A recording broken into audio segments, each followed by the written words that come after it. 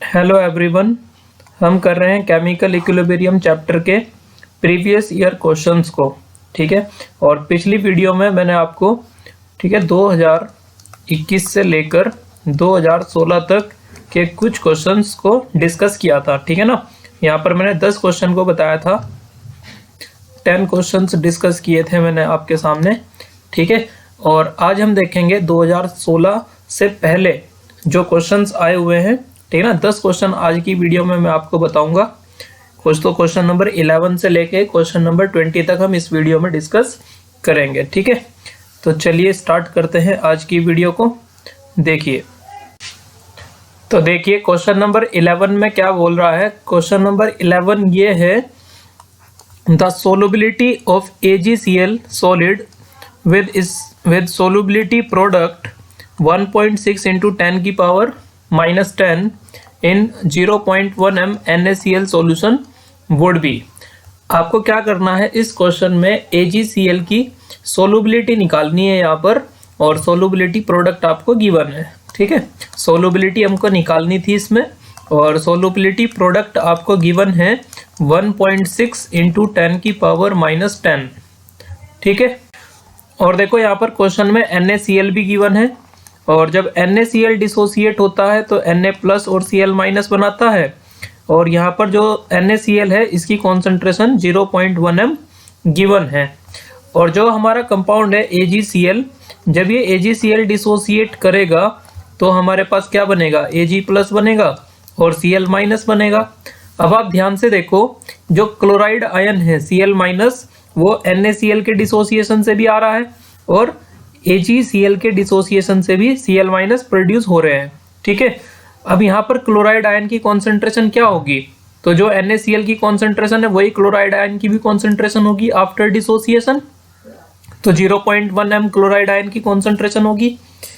ठीक है, अब मैं यहाँ पर AgCl का जब डिसोसिएशन किया तो ये Ag प्लस में और Cl माइनस में डिसोसिएट हुआ।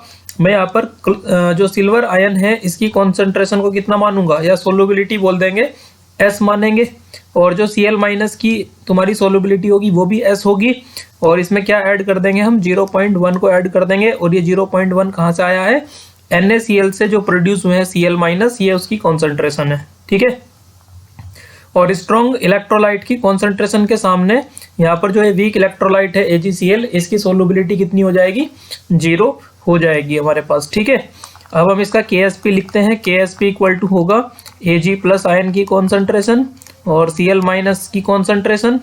KSP हमको गिवन है 1.6 इंटू 10 की पावर -10 है, और Ag प्लस की सोलुबिलिटी कितनी है, S, और क्लोराइड आयन की सोलुबिलिटी कितनी है, 10 की पावर -1।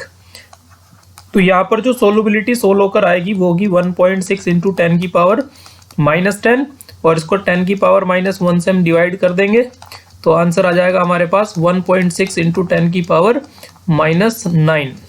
ठीक है ना, ये हमारे पास आंसर होगा। हम ऑप्शन को मैच करेंगे तो हमारे पास ऑप्शन नंबर 2 इस क्वेश्चन की करेक्ट आंसर होगी यहाँ पे। ठीक है, और बच्चों ये क्वेश्चन जो सोलुबिलिटी का आया था बहुत इजी क्वेश्चन था। ये नीट में आया हुआ क्वेश्चन है 2016 में। ठीक है ना, फेज 2 के अंदर। ठीक है, तो चलिए नेक्स्ट क्वेश्चन पर चलते हैं हम, क्वेश्चन नंबर 12। तो जो क्वेश्चन नंबर 12 है ये भी नीट फेज 2 में 2016 में आया हुआ क्वेश्चन है। पढ़ते हैं इसको। Boric acid is an acid because it molecules. आपको ये बताना है बोरिक एसिड एसिड क्यों है। तो बोरिक एसिड का फॉर्मूला आप बता सकते हो क्या क्या होता है। बोरिक एसिड किसको बोलते हैं, तो बोरिक एसिड बोलते हैं हम H3BO3 को, और इसको कभी कभी हम इस तरीके से भी लिख लेते हैं BOH का होल थ्राइस। और स्ट्रक्चर कैसा होता है इसका, तो इस तरीके का स्ट्रक्चर होता है इसका, 3 OH ग्रुप लगे रहते हैं बोरोन पर। ठीक है ना, तो इसका नाम है H3BO3 या फिर BOH का होल थ्राइस। तो आपको ये बताना है ये एसिड है, क्यों एसिड है। तो देखो, जब हम इसको बोरिक एसिड को, मैं इसको ऐसे लिख लेता हूँ BOH का होल थ्राइस, ये हमारे पास बोरिक एसिड है। ठीक है, जब हम बोरिक एसिड को वाटर के अंदर डिसोल्व करते हैं तो ये क्या बना लेता है बच्चों, देखो यहाँ से क्या होता है, जो बोरोन है ये इलेक्ट्रॉन डेफिशिएंट मॉलिक्यूल है। ये ऊपर मैंने स्ट्रक्चर बनाया, आप इसमें फोकस करो। इस बॉन्ड में 2 इलेक्ट्रॉन होंगे, इस बॉन्ड में 2 इलेक्ट्रॉन होंगे, इस बॉन्ड में 2 इलेक्ट्रॉन होंगे। बोरोन 13 ग्रुप का होता है ना, इसके पास 3 इलेक्ट्रॉन होते हैं, तो 3 इलेक्ट्रॉन की शेयरिंग कर ली। तो यहाँ पर जो बोरोन है उसके पास कितने इलेक्ट्रॉन है? 6। तो ये इसका मतलब इलेक्ट्रॉन डेफिशिएंट मॉलिक्यूल हुआ ना ये। इसको मैं क्या बोल लूँगा? इलेक्ट्रॉन डेफिशिएंट मॉलिक्यूल, ठीक है ना। ये इलेक्ट्रॉन डेफिशिएंट मॉलिक्यूल है हमारे पास। तो ये क्या करता है? वाटर से एक OH माइनस को एक्सेप्ट कर लेता है। वाटर को मैं OH माइनस और H प्लस इस तरीके से लिख सकता हूँ। तो यहाँ पर जो ये दोनों इलेक्ट्रॉन है ये बोरोन एक्सेप्ट कर लेता है और क्या बन जाता है? यहाँ पर BOH का होल 4 माइनस बन जाता है और एक H प्लस आयन सॉल्यूशन में इस तरीके से प्रोड्यूस हो जाएगा। और ये जो H प्लस भी प्रोड्यूस हो रहा है कहाँ से आ रहा है? वाटर के डिसोसिएशन से आ रहा है। तो जब हम बोरिक एसिड को वाटर के अंदर डिसोसिएट कर देते हैं तो ये बोरिक एसिड एक OH माइनस को एक्सेप्ट कर लेता है और एक सॉल्यूशन में H प्लस आयन को प्रोड्यूस करता है, जिसकी वजह से ये एसिडिक नेचर शो करता है, ठीक है ना। तो हमारे पास क्वेश्चन क्या है? बोरिक एसिड एक एसिड है बिकॉज इट मॉलिक्यूल। तो हम क्या कहेंगे? देखो ये ऑप्शन पढ़ो, third option, except OH minus from water releasing proton. बिल्कुल ऐसा ही हो रहा है जो भी मैंने रिएक्शन आपको बताया।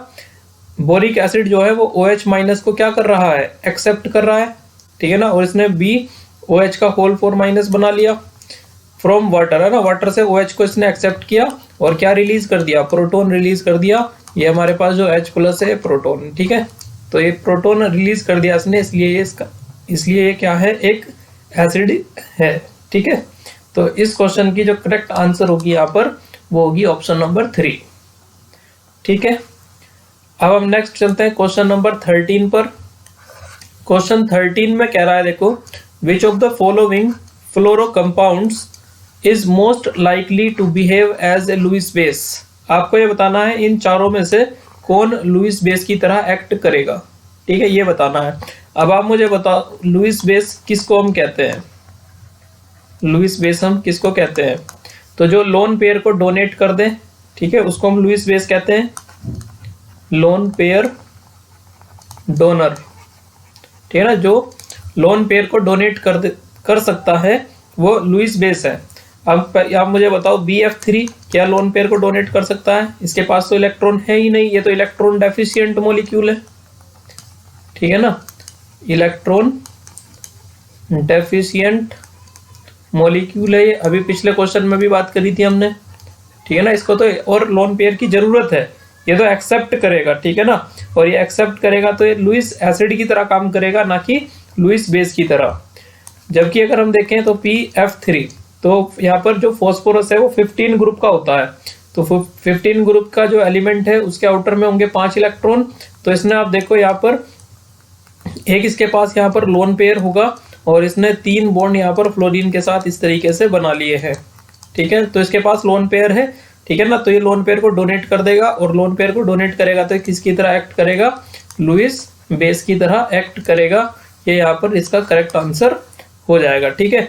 अगर हम CF4 की बात करें तो यहाँ पर कार्बन के पास 4 इलेक्ट्रॉन होते हैं आउटर में और यहाँ पर 4 बॉन्ड बनाकर बॉन्ड में यूज कर दिए हैं कार्बन ने अपने चारों इलेक्ट्रॉन। तो कोई लोन पेयर नहीं बचा इसके पास, नो लोन पेयर, ठीक है। तो इसलिए ये आंसर गलत हो जाएगा यहाँ पर, ये भी गलत है पहले वाला। और SiF4 ये भी कार्बन की फैमिली का ये है ना, 14 ग्रुप का, तो इसके पास भी कोई लोन पेयर नहीं होगा।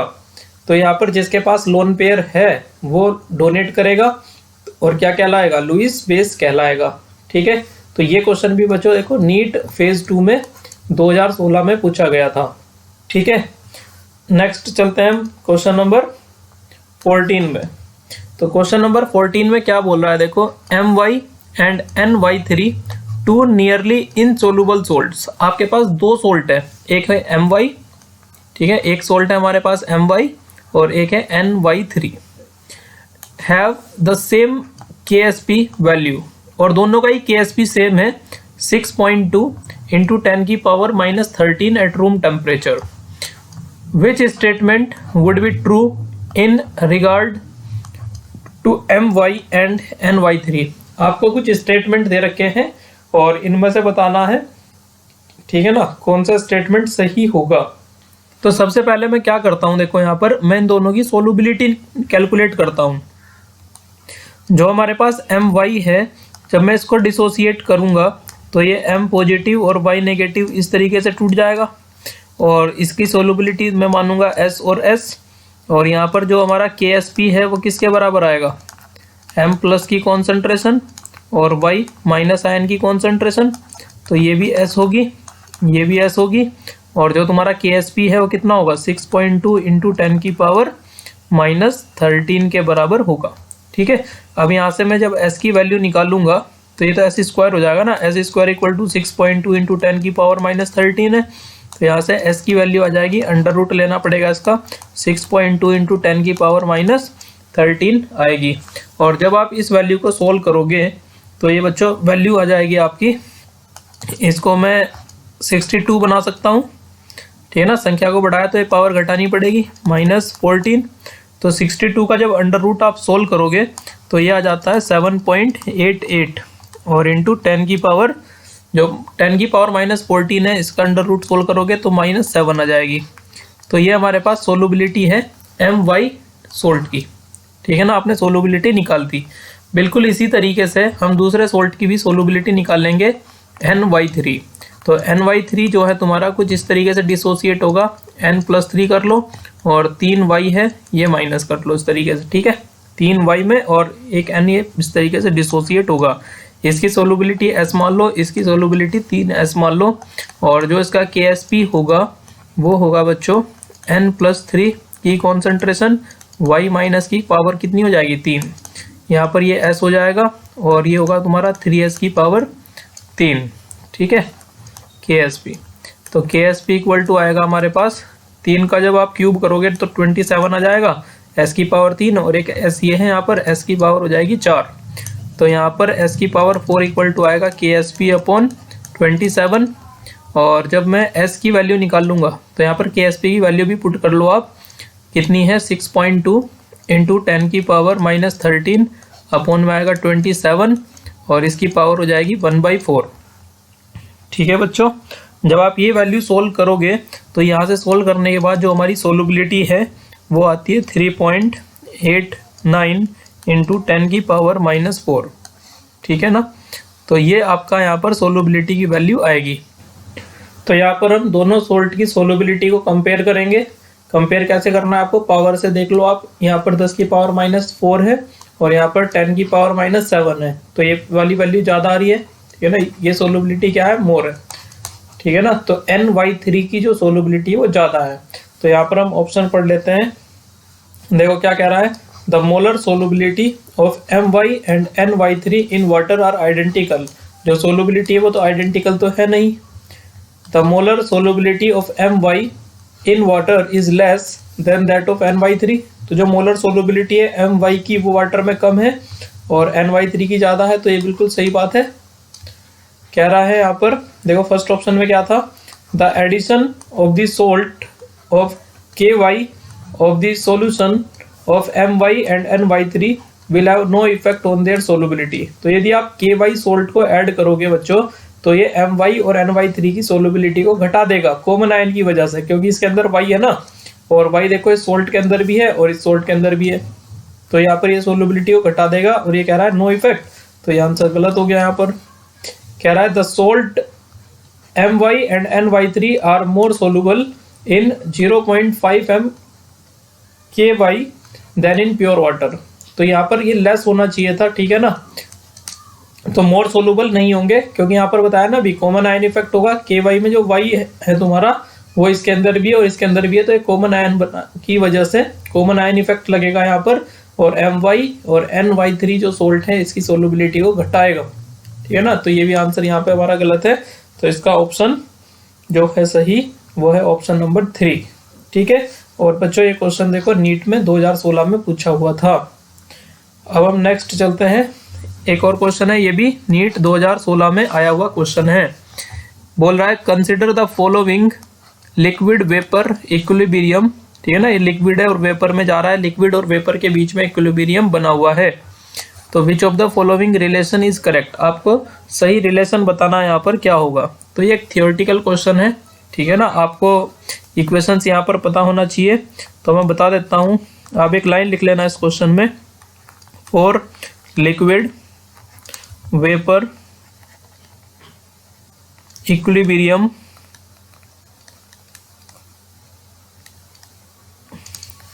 according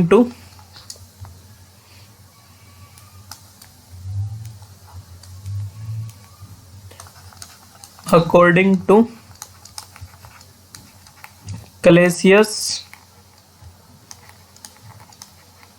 Clapeyron equation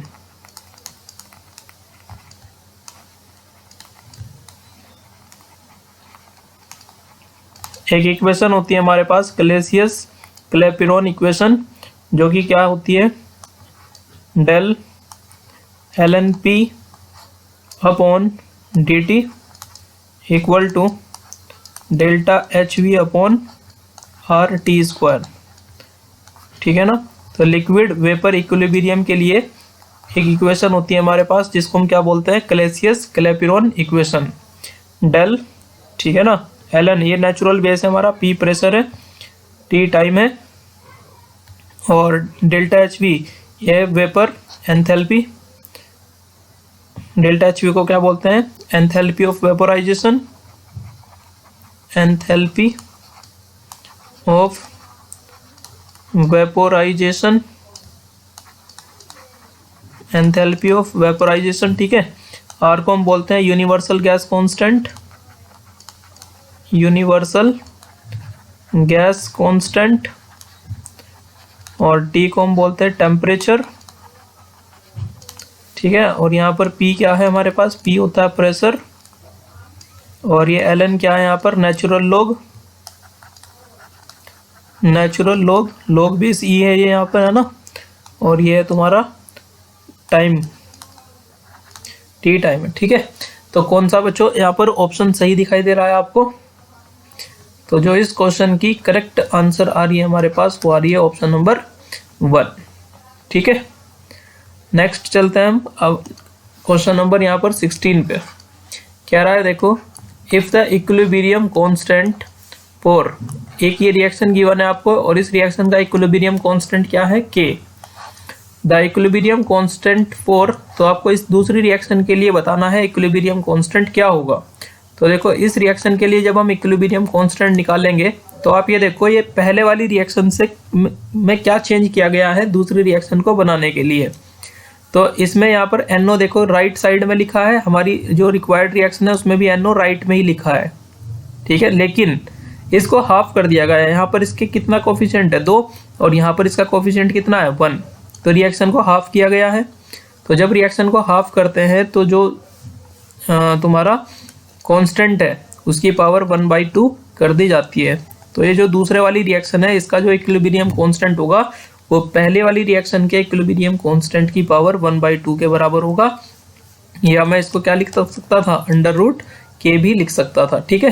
तो यहाँ पर जो करेक्ट आंसर आएगी वो होगी ऑप्शन नंबर 3। ठीक है। ये तुम्हारा 2015 में क्वेश्चन पूछा गया था। नेक्स्ट हम चलते हैं क्वेश्चन नंबर 17 पर।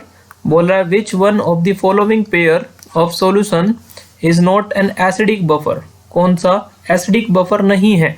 तो एसिडिक बफर क्या होता है बच्चों, एसिडिक बफर क्या होता है आपको ये पता होना चाहिए।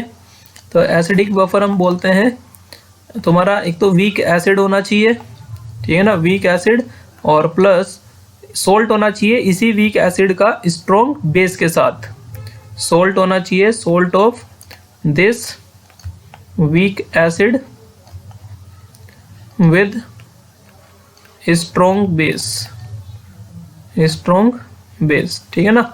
तो आपके पास क्या होना चाहिए, एक वीक एसिड होना चाहिए और साथ में एक सोल्ट होना चाहिए इसी वीक एसिड का स्ट्रॉन्ग बेस के साथ, तो उसको हम एसिडिक बफर बोलेंगे। अब यहाँ पर देखो हमारे पास ये क्या है, ये तुम्हारा कार्बोनिक एसिड वीक एसिड होती है, और ये तुम्हारा इसी वीक एसिड का स्ट्रॉन्ग बेस के साथ सोल्ट हो गया, तो बिल्कुल ये एसिडिक बफर होगा। ये तुम्हारा फॉस्फोरस की जो ऑक्सी एसिड होती है ये भी वीक एसिड ही होती है। ठीक है। और ये वीक एसिड का स्ट्रॉन्ग बेस के साथ सोल्ट हो गया, तो इसको भी हम क्या कहेंगे, एसिडिक बफर कहेंगे। लेकिन यहाँ पर जो क्लोरीन की ऑक्सी एसिड्स होती है ये स्ट्रॉन्ग एसिड होती है, ठीक है ना। अगर आपको नहीं पता स्ट्रॉन्ग कौन है वीक कौन है, तो बच्चों मैं लिख रहा हूँ इसके ऊपर, आप इनको कॉपी में नोट डाउन कर लो और जिससे आप भी याद रखो। फॉस्फोरस की ऑक्सी एसिड और ये कार्बन की ऑक्सी एसिड वीक एसिड होती है, लेकिन क्लोरीन की जो ऑक्सी एसिड है वो स्ट्रॉन्ग है। तो यहाँ पर स्ट्रॉन्ग एसिड आ गई तो एसिडिक बफर नहीं होगा। ऑर्गेनिक एसिड जब भी आ जाए, ऑर्गेनिक एसिड सभी क्या होती है, वीक एसिड होती है, और ये तुम्हारा इसी वीक एसिड का स्ट्रॉन्ग बेस के साथ क्या आ गया, सोल्ट, तो ये भी तुम्हारा एसिडिक बफर होगा। तो क्वेश्चन में ये पूछा है कौन सा एसिडिक बफर नहीं है, तो तीसरे वाला एसिडिक बफर नहीं होगा क्योंकि वो स्ट्रॉन्ग एसिड आ चुका है उसमें। ठीक है, ये भी क्वेश्चन आपका 2015 में आया था। ठीक है, नेक्स्ट चलते हैं क्वेश्चन नंबर 18, और फिर से देखो AIPMT 2015 में आया हुआ क्वेश्चन है, तो पढ़ते हैं इसको। What is the pH of the resulting solution when equal volume of 0.1 m NaOH and 0.01 m HCl are mixed. क्या क्या है हमारे पास, एक NaOH है और प्लस एक हमारे पास HCl, इनको मिक्स किया गया। अब हम यहाँ पर चेक करते हैं, इनका इक्वल वॉल्यूम है ना, और तो मैं यहाँ पर मिलीमोल्स निकाल लेता हूँ, मोलैरिटी इनटू वॉल्यूम। तो मोलैरिटी बताओ NaOH की कितनी है, 0.1, और वॉल्यूम कितना मान लूंगा बच्चों में, V। HCl है तुम्हारे पास, तो मैं इसका 0.01 इतना मोलैरिटी और वॉल्यूम कितना मान लूँ, V मान लेता हूँ यहाँ पर। ठीक है, तो आप बताओ वॉल्यूम तो यहाँ पर दोनों में सेम है, तो वैल्यू तो ये बड़ी आएगी क्योंकि इसका कंसंट्रेशन जो है वो ज़्यादा है। तो इसका मतलब जो यहाँ पर तुम्हारा रिजल्टेंट आएगा, ठीक है ना, वो pH बेसिक जो सॉल्यूशन आएगा वो बेसिक सॉल्यूशन होगा और उसका pH 7 से ज़्यादा होगा। अगर आप ऑप्शन पे फोकस करो, 7 से ज़्यादा एक ही ऑप्शन दे रखी है हमको, तो इसका जो करेक्ट आंसर हो जाएगा वो 3rd हो जाएगा। ठीक है, लेकिन फिर भी हमको ये निकालना है। कैसे निकालोगे, देखो, चूंकि यहाँ पर मिलीमोल्स किसके ज़्यादा आ रहे हैं, बेस के ज़्यादा आ रहे हैं, तो बेस के ज़्यादा आ रहे हैं मिलीमोल, तो मैं क्या निकाल लूंगा, OH माइनस की कॉन्सेंट्रेशन निकाल लूंगा। कैसे निकलेगा, तो यहाँ पर बेस के मिलीमोल माइनस एसिड के मिलीमोल, और नीचे क्या रखोगे, टोटल वॉल्यूम से डिवाइड कर दोगे। ठीक है, ये तरीका होता है OH माइनस की कॉन्सेंट्रेशन निकालने का। तो बेस के मिलीमोल कितने हैं, 0.1 V, माइनस एसिड के मिलीमोल कितने हैं, 0.01 V, और इसको सोल्व करेंगे तो 2 V से हम यहाँ पर इसको कर देंगे डिवाइड। यहाँ से ऊपर से V को कॉमन ले लो तो ये आएगा 0.1 माइनस 0.01। ठीक है, और 2V से डिवाइड, तो एक V से यहाँ पर V कैंसिल हो जाएगा। जब हम 0.1 में से, ठीक है ना, 0.01 को माइनस करेंगे तो कितना आएगा, यहाँ पर आ जाएगा 9, ये हो जाएगा 0। ठीक है ना, हमारे पास ये ऊपर आएगा 0.09, और नीचे इसको 2 से सोल्व करना है, तो बच्चों ये आ जाएगा हमारे पास 0.045। ठीक है, या फिर मैं इसको क्या लिख सकता हूँ, इसको मैं लिख सकता हूँ 45 × 10⁻³ ये हमारे पास OH माइनस की कॉन्सेंट्रेशन है। ठीक है, OH माइनस की कॉन्सेंट्रेशन से हम क्या निकाल सकते हैं, POH निकाल सकते हैं। तो फॉर्मूला होता है minus log OH minus ion की कॉन्सेंट्रेशन। तो माइनस लॉग OH माइनस की कॉन्सेंट्रेशन रख दो 45 × 10⁻³ ठीक है, मैं इसको कैसे लिखूंगा, इसको लिखूंगा log 45 और प्लस में आ जाएगा log 10⁻³ अब आपको log 45 की वैल्यू निकालनी है, तो थोड़ा मैं ऊपर कैलकुलेशन करता हूँ। देखो log 45 की वैल्यू कैसे निकाल लेंगे, तो मैं इसको लिख लूँगा log में 9 × 5, 9 × 5 = 45 होता है, तो ये आ जाएगा तुम्हारा log 9 और प्लस log 5। ठीक है, log 9 की वैल्यू कितनी होती है, 0.95 होती है, और प्लस log 5 की वैल्यू होती है 0.70, तो ये 16 क्या आ जाएगा तुम्हारा 5, और ये आ जाएगा तुम्हारा 16, तो आंसर आएगा यहाँ पर 1.65। तो माइनस में log 45 की वैल्यू 1.65 आ चुकी है, और ये -3 बाहर आ जाएगा। ठीक है, तो यहाँ पर जो आपका आंसर होगा बच्चों वो होगा 1.35। ठीक है, ये आपका क्या आ चुका है, POH आ चुका है। ठीक है, ये वैल्यू आपकी POH की आ चुकी है। अब आप इससे क्या निकाल सकते हो, pH निकाल सकते हो। तो pH इक्वल टू होता है 14 - POH। ठीक है ना, तो 14 - 1.35 को जब आप सोल्व करोगे तो ये 12.65 के समथिंग वैल्यू आ जाएगी। तो जो तुम्हारा करेक्ट आंसर है, देखो वो हमने क्वेश्चन को सोल्व करने से पहले ही यहाँ पर ऑप्शन लगा दिया था, इसका 3rd ऑप्शन है। ठीक है ना, तो आप इस तरीके से सोल्व भी कर सकते हो इसको, और बिना सोल्व करे भी हमको आइडिया लग गया था इसका आंसर ठीक है ना, थर्ड होगा, क्योंकि यहाँ पर मिलीमोल किसके ज़्यादा आ रहे थे, मिलीमोल ज़्यादा थे बेस के, ठीक है ना। इसका मतलब जो सॉल्यूशन बनेगा वो बेसिक बनेगा, और बेसिक सॉल्यूशन का पीएच होता है 7 से ज़्यादा, और एक ही ऑप्शन इसमें ऐसी गिवन थी जो 7 से ज़्यादा थी, इसलिए हमने थर्ड ऑप्शन स्टार्टिंग में ही लगा दी थी। और इसको सोल्व करने का जो तरीका है वो आपके सामने है, ठीक है ना। अगर आपकी समझ में आया हो ये तरीका तो बहुत अच्छी बात है, और नहीं समझ में आया तो आप एक बार और वीडियो को पीछे हटाकर देखिए, ठीक है ना, किस तरीके से मैंने सोल्व किया यहाँ पर, ठीक है। इसी टाइप के क्वेश्चंस भी हर साल पूछे जाते हैं, ठीक है ना, थोड़ा थोड़ा वेरिएशन करने के बाद। तो चलिए नेक्स्ट क्वेश्चन पर चलते हैं, क्वेश्चन नंबर 19। देखिए क्या कह रहा है क्वेश्चन नंबर 19 में, विच of the following statement is correct for reversible process in A state of equilibrium, ठीक है ना। इक्विलिब्रियम पर रिवर्सिबल प्रोसेस के लिए आपको सही इक्वेशन बतानी है कौन सी है। तो बिल्कुल थियोरेटिकल क्वेश्चन है, ठीक है ना। आप जानते होंगे Gibbs energy, standard Gibbs energy और इक्विलिब्रियम कांस्टेंट में क्या रिलेशन होता है, delta G naught equal to -2.303 RT log equilibrium constant, ठीक है। यहाँ पर जो इक्विलिब्रियम कांस्टेंट है, यहाँ पर आपको के इक्विलिब्रियम ऐसे लिखा हुआ मिल सकता है, या KC लिखा हुआ मिल सकता है, या KP लिखा हुआ मिल सकता है, ठीक है ना, या KSP लिखा हुआ मिल सकता है। आप इनमें से कुछ भी यूज कर सकते हो यहाँ पर K की जगह पर, ठीक है। तो क्वेश्चन नंबर यहाँ पर 19 का कौन सा ऑप्शन आ चुका है, 4 ऑप्शन आ चुका है, ठीक है। डायरेक्ट फॉर्मूला ही पूछा था यहाँ पर तो 2015 में, ठीक है। नेक्स्ट हम चलते हैं क्वेश्चन नंबर 20 पर।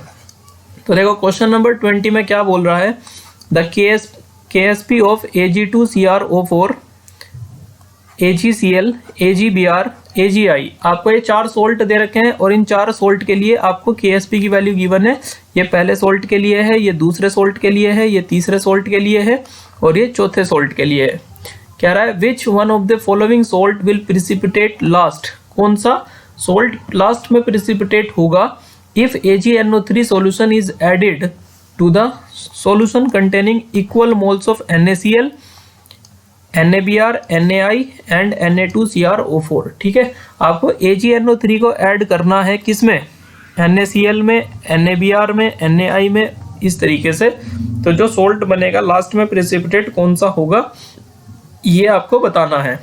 तो आप यहाँ पर देखो, जिसका KSP जितना ज़्यादा होता है, KSP ज़्यादा, तो हम क्या कहेंगे, उसकी सोलुबिलिटी ज़्यादा, सोलुबिलिटी ज़्यादा। KSP जिसका ज़्यादा होता है उसकी सोलुबिलिटी ज़्यादा होती है, और सोलुबिलिटी ज़्यादा होगी तो हम कहेंगे उसका प्रेसिपिटेशन कम होगा, उसका प्रेसिपिटेशन कम होगा। KSP ज़्यादा, ठीक है ना, सोलुबिलिटी ज़्यादा और प्रेसिपिटेशन कम, ठीक है ना, ऐसा होता है।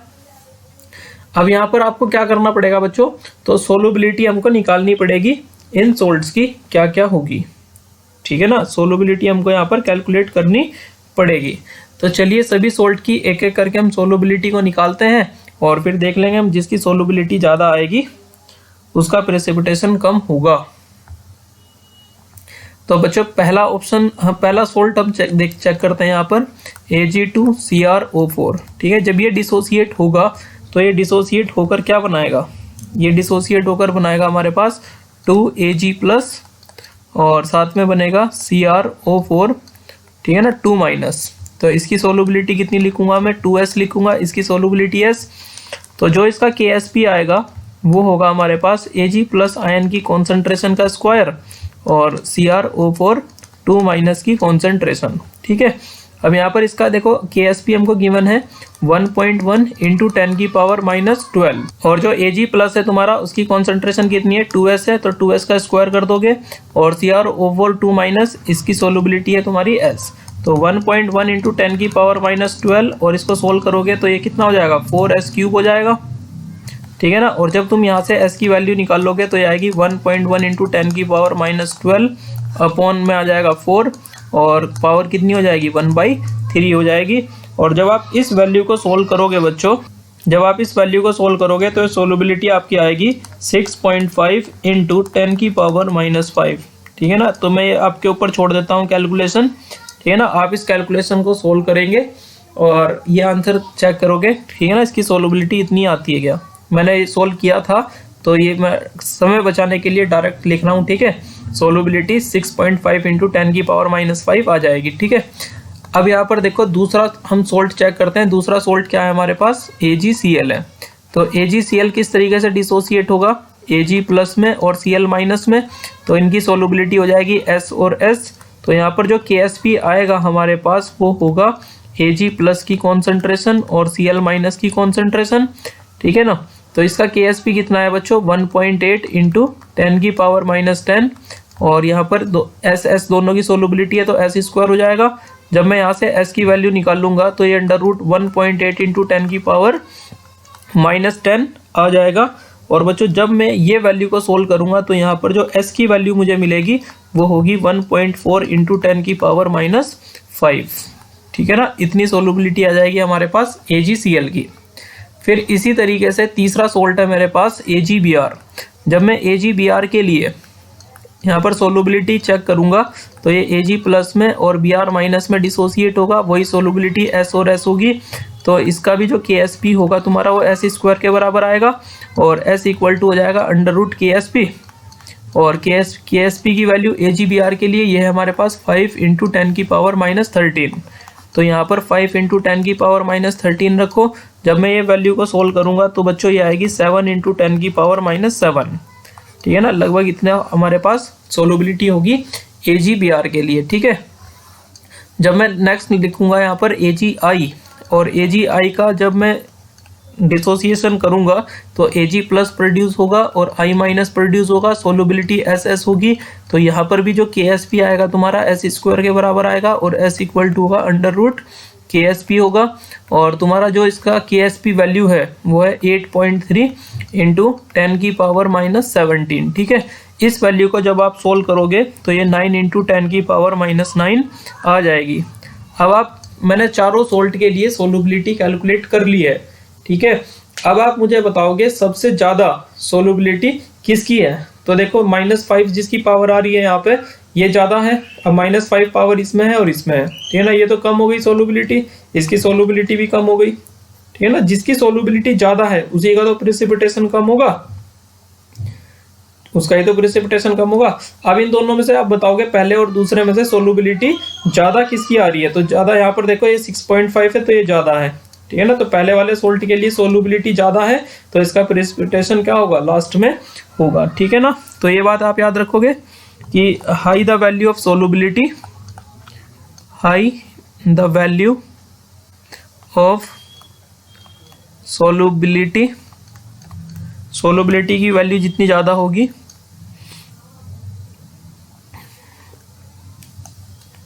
मीन्स